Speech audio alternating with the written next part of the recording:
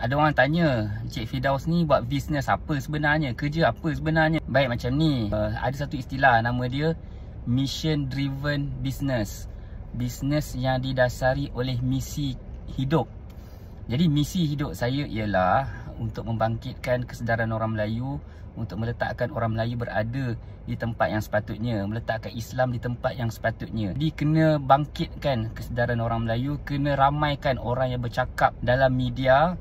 Sebab media ni siapa-siapa boleh bercakap. Jadi daripada benda-benda yang tak elok yang tersebar di media tu, apa kata kita ni yang kita rasa kita faham isu kita itu, kita ini, maka kita buatlah sharing di media sosial. Jadi pada masa yang sama, benda ni pun boleh dijadikan sebagai bisnes. Macam mana?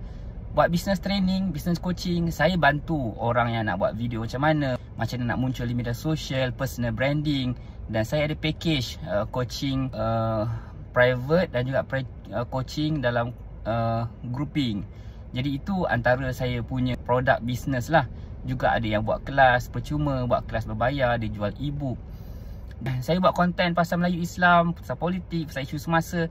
Kerana itu adalah juga background kerjaya saya sebagai wartawan. Dan ia juga adalah satu benda yang saya suka.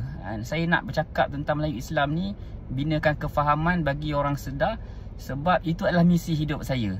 Saya nak memberikan impact kepada masyarakat berubah jadi lebih baik, faham isu, bertindak dengan baik.